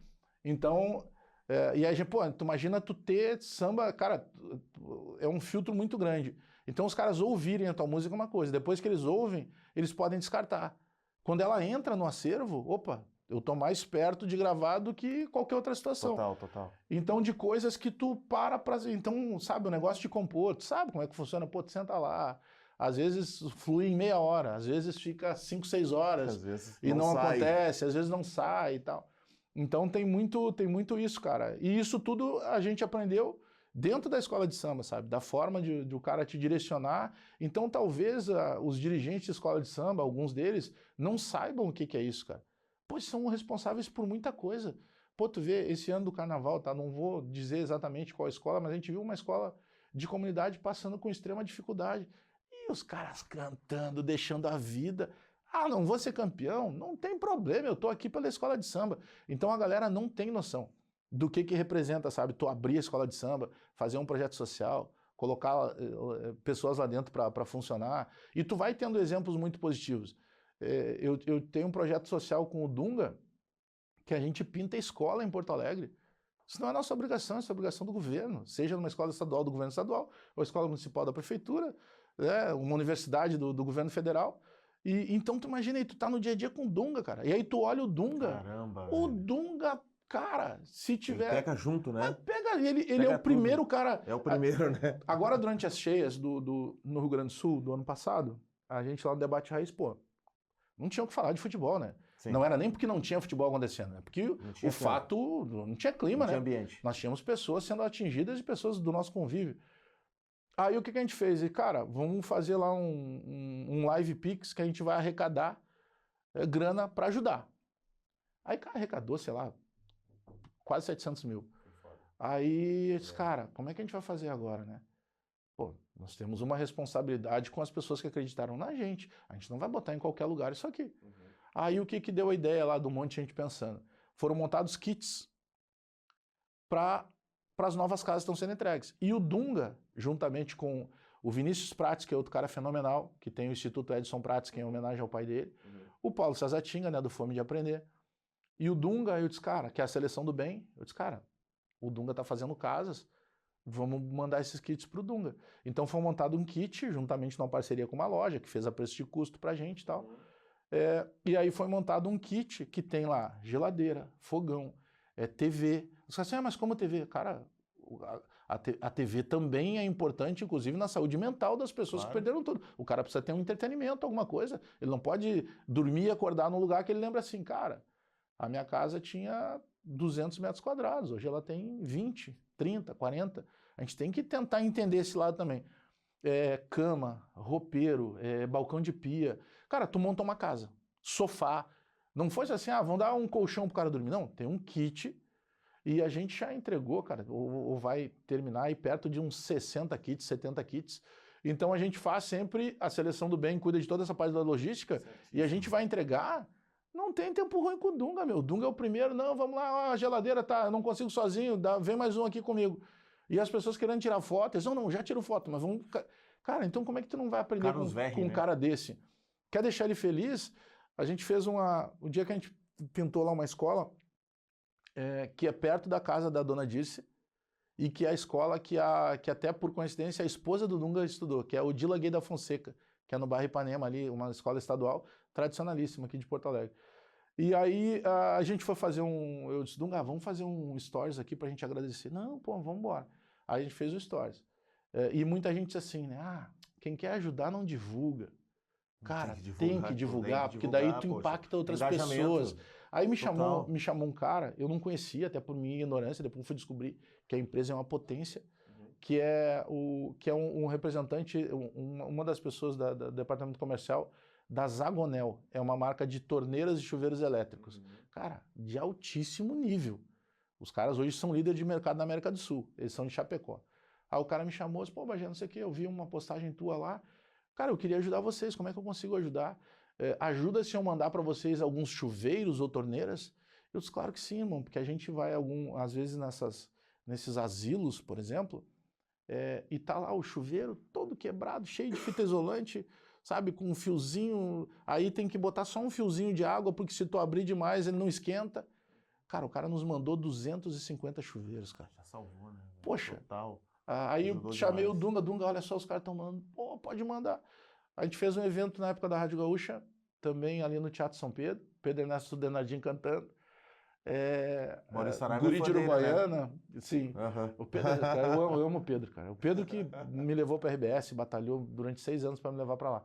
E aí a gente chegou lá, tá uma carreta, cara, gigantesca na frente assim, e o motorista assim, olha, eu só vim com uma responsabilidade, mas eu preciso de gente para ajudar a descarregar. Eu sei o que houve. Cara, era uma associação de arrozeiros que tinha mandado 13 toneladas de arroz. Então, cara, aí o Dunga, não, já ligou para um, ligou para outro, ligou para o Lauro, que é o braço direito dele lá, o Alcindo, em seguida já tinha logística, porque, pô, cara, tu vai fazer a arrecadação de alimento, tá bom, e tu guarda onde? Tu tem que ter toda uma equipe. A seleção do bem do Dunga faz isso. Então, tu imagina, tu tá do lado de pessoas, cara, como é que tu não vai ajudar as pessoas se tu tá aprendendo com pessoas que ajudam, sabe? Então, é uma coisa muito legal. Tá acontecendo a entrega ainda das casas, e aí, junto com as casas, a gente vai lá e entrega toda a questão da mobília. Né? Que espetáculo, Bagé. Pô, graças a Deus. Graças a Deus e a galera que confiou no programa, né, de pegar e fazer a doação lá. E a gente conseguiu reverter e tá fazendo toda essa prestação de contas que acho que é tão importante quando tu fazer a campanha, tu prestar conta, né? Sim. Isso dá credibilidade, né? Tu mostra realmente que está sendo entregue, que está tendo a destinação que foi prometida. Eu acompanhei bastante lá de Berlim, né, ano passado. Conversei contigo um pouquinho, Sim. com o Meneghetti também, com a Lúcia. E o trabalho de vocês foi fantástico. Eu acompanhava todos os dias e ajudou muita gente. Como é que tá o tempo, meu amor, por favor? Estamos aqui com o Alex. Sério? Pô, achei que tinha mais tempo até. Pô, então a gente está aqui com o Alex Bagé, no Deu Jazz, parceiro falando sobre a vida. Tô muito feliz que tu tá aqui, Bagé. A gente tem mais 10 minutinhos. Obrigado, irmão. Queria fazer igual o Inteligência Limitada do Vilela, umas 3, 4 horas. Mas eu tô contente porque tu foi a primeira pessoa que eu pensei, preciso chamar o Bagé, porque tu sabe que eu tenho bastante carinho pelo teu trabalho, não só jornalístico, mas também como compositor. O teu livro, né, tu lançou ano retrasado. Cara, eu lancei... Retrasado, né? Eu lancei 23. Final de 22. 22. Que era um livro que, eu vou te ser bem sincero, que eu não queria ter feito, né? Porque, na verdade, é um livro que conta o problema todo daquele rebaixamento do Grêmio, né? Mas o que aconteceu, cara? Eu tinha ido pra RBS, e aí quando tava lá a parte ruim, os caras me chamaram e disseram assim, cara, já te organiza aí, porque agora tu vai viajar todos os jogos que o Grêmio fizer aí, porque, cara, a gente acredita que o Grêmio ainda pode escapar. Eu disse, também acredito e tal. Eu me lembro que o marcante foi a Bahia, né? Foi a Bahia, foi o jogo, nós perdemos, acho que 2-0. Foi 2-0? 2-0. Tanto jogo. Eu sei que, cara, eu acho que foi mais. Eu acho que foi 3-0 ou 3-1. Porque eu lembro que com tava 2-0 logo no começo do jogo, assim. No mesmo dia que o Inter perdeu pro Flamengo aqui no Beira-Rio. Eu sei que era o jogo que tava o Wagner Mancini no comando. E aí, cara, a gente tá lá no hotel, aí o bom de trabalhar na RBS é que tu ficava nos mesmos hotéis, né, das delegações. Sim. Aí o Mancini desceu pra jantar, a gente tava ali esperando para pegar um Uber para ir jantar também, para jantar fora do hotel. E aí ele começou a falar e tal, o professor, mas o senhor vai começar mesmo com o Campaz? Ele, não, o Campaz tá fora do jogo, vocês não viram que o Campaz não foi treinar hoje? Então a gente ficou olhando, não notou, não foi, ele tá isolado num quarto ali, fez os testes agora, que tem uma suspeita de Covid, porque ele tava com febre alta e tal, não, tá fora do jogo amanhã, nenhuma chance, ele nem treinou hoje. Tá bom, a gente não sabia, começamos até a montar isso, o que pode ser o time e tal. Aí chega lá na Fonte Nova, Campaz titular. Eu só, como assim? O Campaz não treinou ontem? A gente já não entendeu mais nada, né? Cara, eu lembro desse episódio. Aí não, minto. Foi pior. O Campaz não começa titular, mas ele começa no banco. E a primeira mexida que ele faz, ele põe o Campaz. Sim, mas ele tá relacionado, o que é muito estranho, né? E a primeira opção, tanto que a gente achou, vai botar o Douglas Costa. Não, ele põe o Campaz que não tinha treinado. Cara, aí deu naquilo que deu e tal. E eu comecei a registrar essas coisas. Eu disse, cara, eu vou... Só que o que eu quis fazer? Eu não quis fazer um diário. Eu vou lembrar coisas que aconteceram ao longo da temporada. E não deu outra, foi rebaixado. Aí, pô, 2022 é um ano complicado, porque, pô, tu tá acostumado a lidar... Tu tá acostumado, por exemplo, a fazer jogos, sei lá, no Morumbi, lá do São Paulo. Aí tu estreia num jogo contra a Ponte Preta, lá no Moisés Lucarelli, que é uma outra realidade de estádio. O Grêmio tem a chance de fazer um gol, desperdiça um pênalti. Cara, começa tudo errado. Aí tu vai para a sala de entrevistas, não é do jeito que tu estava acostumado, com ar-condicionado, é tudo improvisado e tal. Tá beleza, a gente está acostumado com o Campeonato Gaúcho, não é isso. Sim. Mas tu vê que é uma realidade diferente da própria cobertura do Grêmio. E aí, e eu não tinha o nome do livro. Eu disse, cara, tem que ser algo diferente. Aí a gente vai para Recife, tem um jogo do Grêmio contra o Náutico, que o Grêmio tinha que ganhar, mas que outros 3 resultados que aconteceriam no sábado, o jogo do Grêmio era domingo, tinham que acontecer. Então, se aqueles 3 resultados acontecessem no sábado e o Grêmio ganhasse no domingo, o Grêmio estava de volta à Série A, com X rodadas de antecedência. Aí estamos lá, de frente para Boa Viagem, baita de um hotel, baita estrutura. Cara, aí vem os 3 jogos no sábado e os 3 resultados acontecem. É tão impactante aquilo que o presidente Romildo desce para dar entrevista, porque tá toda a imprensa lá, nós estávamos no lobby vendo os jogos, os 3 jogos ao mesmo tempo.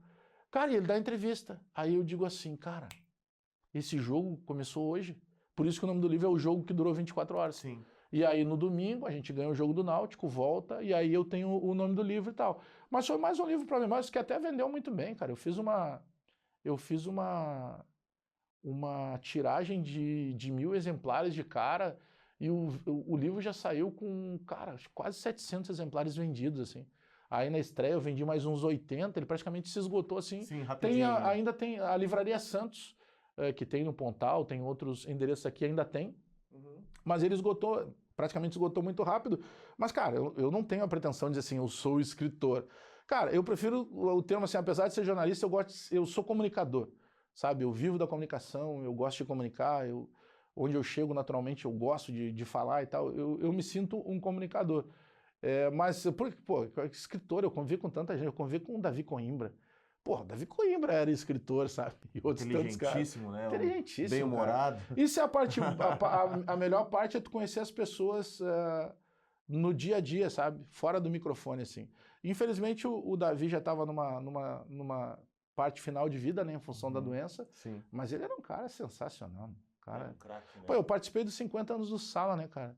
Mas se os caras gostam ou não gostam de mim, não tem problema nenhum. Nos 50 anos do Sala, eu tava numa das cadeiras lá. Tem lá as homenagens. E aí tu conviver, pô, o Guerrinha foi um cara que eu sempre gostei demais. O Guerrinha sempre foi um cara que me tratou muito bem. Tanto que eu lembro que eu tava na Rádio Grenal, e a gente tava num programa de muito sucesso na Grenal de manhã. E aí um dia entra uma mensagem no Facebook, cara. Eu disse, não pode ser o Guerrinha. Isso que nem era época de fake news ou de perfil falso, e eu já fui ver, será que realmente era o Guerrinha? Então tinha coisa assim que valem demais, cara. Então conviver com o Pedro Ernesto Senardim, um cara sensacional. O Pedro fizeram a homenagem do Pedro, sei lá, sei que ele virou o Homem Grenal, né? O cara que mais narrou clássico do Grenal e tal. Aí fizeram toda uma estrutura, assim, e a gente tá na arena, né? Eu do lado dele, num jogo da arena, num Grenal. E aí os caras assim, o Bagé, fica esperto, que eu acho que o Pedro vai se emocionar, o Pedro é muito emotivo. E entrava mensagem, não sei o quê, e o Pedro lá afirmando, e eu de olho no Pedro, não, é um senhorzinho já, né? Cara, eu sei que daí ele segurou a onda, e homenagem na TV, e a RBS filmando dentro da cabine, e o Pedro lá afirmando. Aí abre, né, a abertura, cara, quando vem a abertura, vem aquela musiquinha tradicional, né, da trilha sonora da Gaúcha. Cara, isso era fantástico, assim, porque eu me via de guri ouvindo aquilo, sabe? Quando o primeiro dia que eu falei no Sala, o Pedro com aquele jeito dele, ô, Bajezão, tá, fala aí, o que tu veio fazer no Sala? Não sei o quê. Cara, eu fiquei 3 minutos falando e olhando pra tatuagem do meu pai, né? Porque eu tenho meu pai tatuado, e eu fiquei olhando pra tatuagem do meu pai. porque ali o meu pai morreu antes de que eu virar. O meu pai morreu bem no comecinho ali comecinho de 2002. Então, pô, eu tava começando no rádio, meu pai não chegou a me ouvir no rádio. E eu tinha memória afetiva de, no meio-dia, o meu pai parar tudo para ouvir o Sala. E aí eu entendo hoje o que é o hater de hoje, o que era o hater da época. Sim. Porque quando meu pai gostava do que o cara dizia, pô, esse cara é bom demais, isso aí sabe muito de futebol. E quando o cara dizia algo que ele não gostava, ele xingava o cara, que é que o hater faz com a gente hoje na internet. Então eu fiquei 2, 3 minutos olhando pro meu pai, porque ali eu digo, cara, eu consegui fazer um negócio que talvez eu nunca imaginasse fazer, né? Eu tô no programa que o meu pai mais gostava de ouvir. Então, tu imagina, tem toda essa parada assim. Então conviver com esses caras, e aí aí começa aquela trilha no Grenal assim, e eu olhei pro Pedro, os caras, se eu já tô emocionado, ele não vai aguentar. E aí começou, cara, e começa uma sucessão de depoimentos de gol dele, gols históricos, assim, da história do Grenal. E o Pedro é um puta do narrador, ele é um mestre de cerimônias, ele toma conta do negócio e tal. Não sei se tecnicamente narrando o Pedro foi maior. A gente teve Pedro Carneiro Pereira, a gente teve Mendes Ribeiro, a gente teve Haroldo de Souza, que era uma máquina de narrar. Armindo Antônio Ranzolin. Marco Antônio Pereira, pô, que foi narrador da minha jornada. Imagina, eu tinha o Marcão narrando, né? Outra perda que eu tive, mas, cara, o Marcão era o meu narrador, cara. Eu chegava para fazer os jogos, cara, eu ouvi o Marcão na Gaúcha, narrando Copa do Mundo, hoje o Marcão trabalha comigo. Pois é. E Armindo Antônio Ranzolin, Roberto Brauner. Roberto, cara, muito cara. Bom pra caramba. Muito cara bom. Carlos E aí, seguinte, aí o Pedrão começa, quando ele vai falar, cara, ele começa a falar, embarga a voz e começa a chorar, cara. Aí dá aqueles 2, 3 segundos assim, cara, o que eu faço? Porque tá tudo, o mundo tá em cima dele, isso aqui vai ficar pra eternidade. Eu não posso falar, eu tenho que esperar ele recuperar e torcer que ele volte. E aí ele pega, vira pra mim e fala com a voz embargada assim, me ajuda, Bagé. Aí eu digo, caramba, aí eu entrei, não, aí eu cresci, né? Eu disse, opa, agora é o cara que me chamou. Eu disse, não, Pedro, isso que tu tá vivendo, chora porque é isso aí. Futebol é emoção. Que bobagem é essa que narrador não chora? É a prova do narrador que tu tá chorando, que tu te emociona, que isso aqui não é fake. E aí eu tomo conta do negócio. Aí eu vejo que ele tá bem assim, ele me olha com quem diz, né? Tô legal. Me dá a bola. É tudo contigo, Pedro. Aí eu brincava, eu debochava dos caras lá na RBS na segunda-feira, né? Eu disse, pô, fizeram um monte de coisa, mandaram o drone, os caramba, e no fim, na hora da abertura, quem falou fui eu. Quero ver vocês tirar isso aí agora. Ou vocês nunca mais vão usar isso, ou toda vez que usarem vai ter que ter um entrando falando lá. E o Pedro, cara, é legal, porque eu brincava, ele gosta muito de galinhagem, né, no ar. Sim, ele gosta, então né? era uma escada, eu digo, cara, ele é o Didi do negócio, eu vou ser o Dedé. Eu vou fazer a escada pra ele entrar sempre. Ele só. Levantar pra ele. Então ele adorava esse tipo de coisa. Aí eu comecei a imitar o Cleo Kuhn.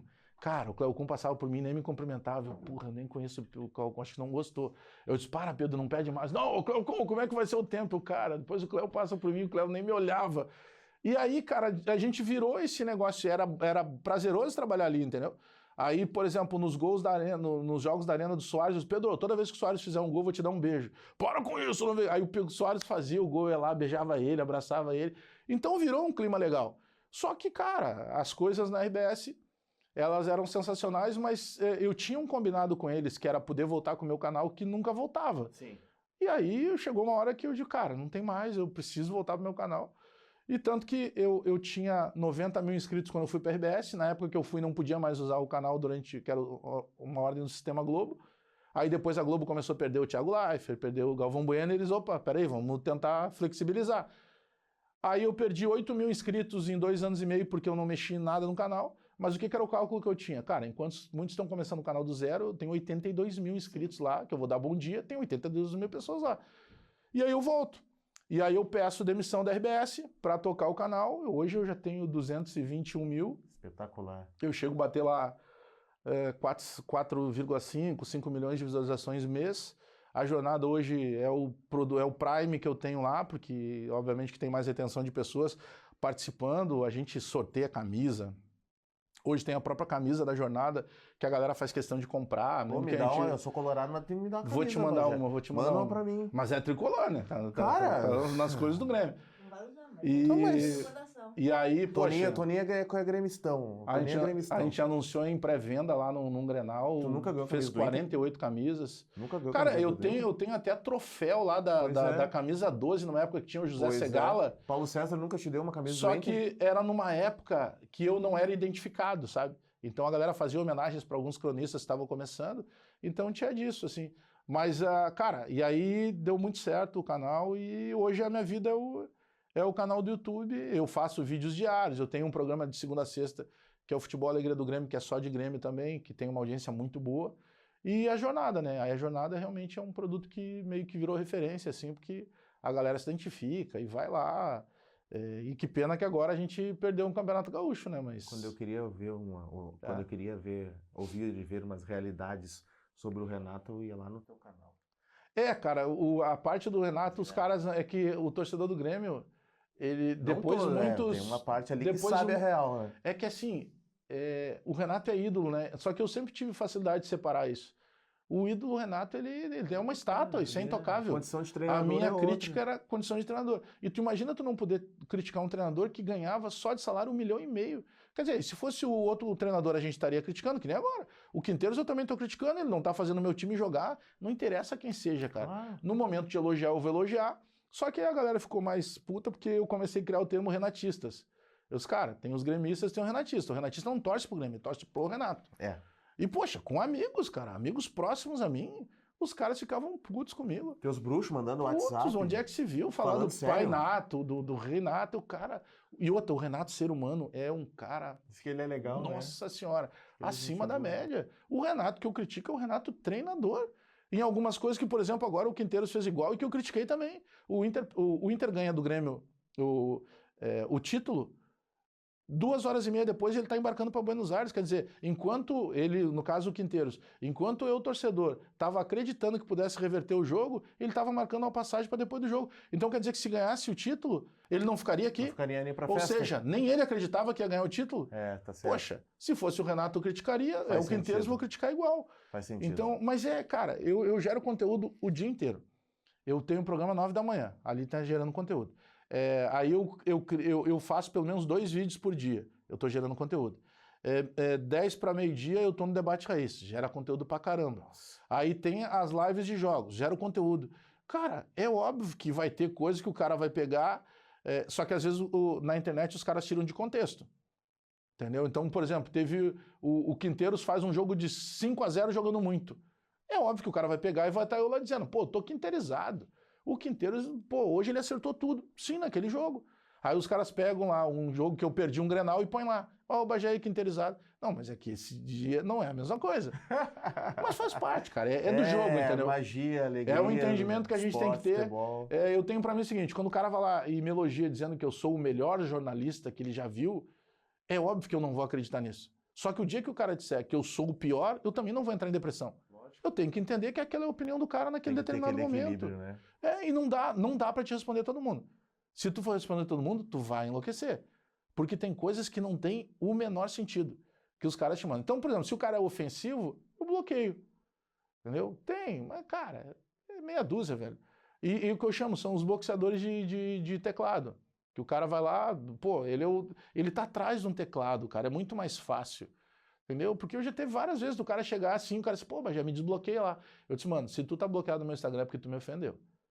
Não, mas porra, acho que eu tava... Mas tu vê, o cara chega numa abordagem boa. Eu não vou desbloquear, porque é a minha regra. Sim. Ofendeu, tá bloqueado. Perfeito. Entendeu? Até porque eu digo pra ele, cara, vai ser melhor, porque, cara... Teve um cara uma vez... Daqui a pouco tu tem outro surtinho, né? Teve um cara uma vez que eu me prestei a pegar. Ele mandou um comentário, mas, cara, me destruindo. E eu disse, pô, mas esse cara já tinha mandado recados. Aí eu fui ver mais pra cima, tem comentário em cima do cara me achando o pica. Aí eu só vou responder pra ele. Aí respondi pra ele no direct, irmão, fiz os prints e mandei. Só me diz assim, em qual eu acredito? Que eu sou o pica ou que eu sou o terrível? Cara, porque eu sou a mesma pessoa. Pô, tu discordar da minha opinião, beleza, isso é válido, eu até vou pra resenha com os caras. Só que é o cara assim, me elogiando pra caramba, e depois o cara ofendendo a 5ª geração da minha família. Eu digo, tá, cara, agora eu só acredito o que aconteceu aqui. Em qual... Quem é que tá aí? Foi tu ou tem alguém passando por ti, né? Aí o cara pirou, vi que o cara visualizou, o cara não me respondeu.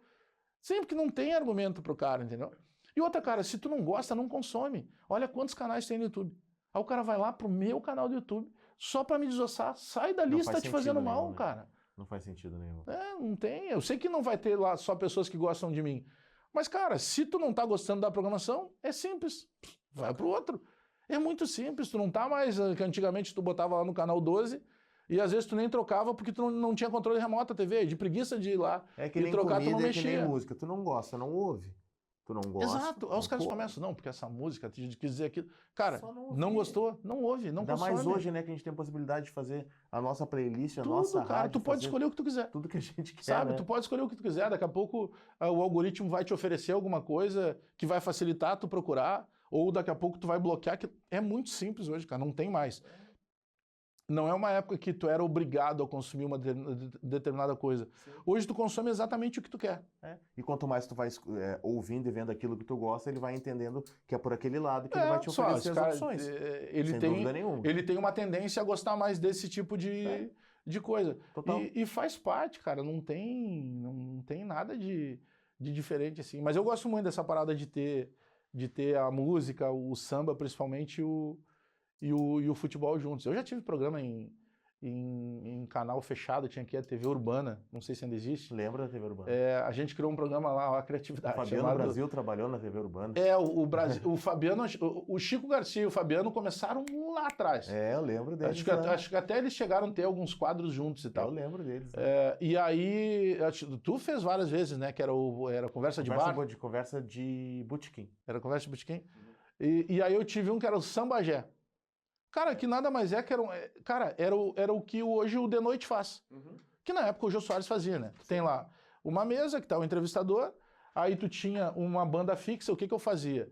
Para não ter a banda fixa e até para facilitar, entre aspas, os nossos talentos aqui, eu levava num dia o Zoeira, no outro dia era o Louca Sedução. Sim. E assim eu ia. No outro dia era o Sandro Ferraz. Massa.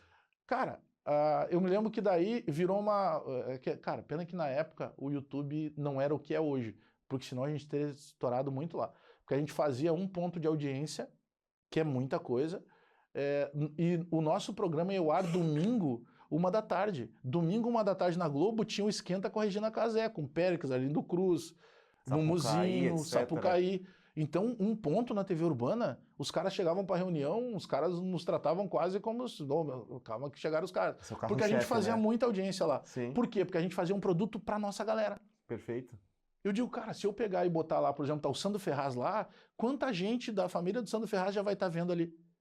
E quanta gente da escola de samba que o Sandro Ferraz já está ali? O meu cálculo era muito simples. Eu não precisava atingir 1 milhão de pessoas. Eu tinha que atingir 20, 30 mil. Estratégia. Eu tinha uma estratégia montada. Eu preciso atender isso aqui. E aí tem vários casos. Uma vez chegou lá o César Fábio, que trabalha comigo até hoje, a gente fez a camisa do Sambagé, eu disse, cara, o que a gente vai fazer? Tu vai chegar, Pepsi on Stage, show do Sorriso Maroto. Tu vai chegar lá antes, tu vai pegar os caras no camarim, ninguém cobre festa de pagode, naquela época ninguém cobria. Sim. Tu vai chegar lá, de uma TV organizada, com canopla, com cinegrafista, os caras vão te atender. Lógico. E tu vai dar a camisa pros caras. Então tem lá, Ferrugem, eles estavam tudo começando, Mumuzinho, Ferrugem e Dilcinho, eles começam fazendo a quinta-feira do Chalaça. Primeiro o Mumuzinho, depois o Ferrugem, depois o Dilcinho. Então eles vinham pra cá, o Ferrugem, ele conta até hoje, ele pegou juntamente com o Thier lá, eles prensaram, sei lá, 100 CDs com R$1.000 e ele se tocou pra cá. O Ferrugem dormiu 2 semanas na casa do falecido Batata do Tá Combinado. Era assim que funcionava. A Ludmilla, a gente conheceu ela sendo MC Beyoncé, ficava na casa de amigas ali na Coab Leopoldina.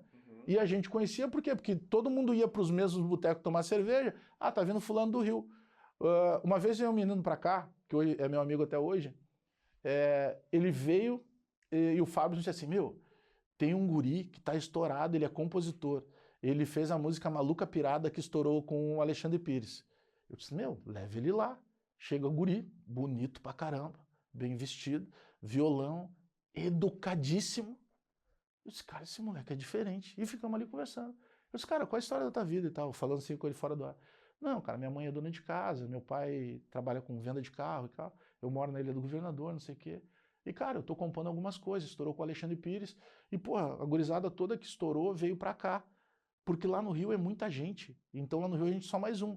Aqui muda um pouco. É, total. Eu digo, pô, que legal, cara. Eu disse, cara, se tu quiser, eu posso te levar aí na cidade, na rádio, na época tinha Rádio Cidade. Sim. Me dava bem ali com o Mauri Grando, com. Ai, cara, o Adriano de Moraes. Eu disse, cara, eu te levo lá, tem a Rádio Guaíba, eu conheço os caras. No mínimo, tu vai chegar ali, pô, tu já chega com um currículo. Meu, sabe a música que tá tocando aí? Foi ele que escreveu, do Alexandre Pires. Tá, virou e mexeu, cara. Esse cara é o Dilcim.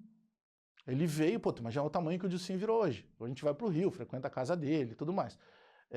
Aí, olha que maluco é a questão da arte. Cara, a gente viu ele começando, do nada. Hoje tu vê ele fazendo show para 50, 60 mil pessoas. E era um programa local aqui. E aí ele ganhou uma abrangência muito, muito Cara, grande, né? Fantástico. Gente, poxa, infelizmente a gente vai ter que terminar aqui com o meu parceiro Alex Bagé no Deu Jazz. Esse é o primeiro programa aqui no Rio Grande do Sul. A gente vai fazer entrevista com mais uma galera, muita gente, mas o Bagé, parceiro, foi o primeiro, gentilmente veio aqui. Quando eu convidei ele, na hora ele falou, eu vou estar contigo. Eu quero te agradecer, Bagé. Obrigado por essa resenha. Eu que te agradeço. Obrigado pela oportunidade. Que tu contou aqui. Tamo junto. Me emocionou também e eu não sabia de um monte de coisa. Muita coisa. Tamo junto, tamo junto. Quando quiser aí repetir, a gente faz de novo. Vamos, umas 3 horas. Com mais tempo, não tem problema nenhum, conta comigo aí. A gente tá muito feliz. Tamo junto, obrigado. Muito feliz, foi demais. Obrigado pela lembrança. Tamo junto, gente.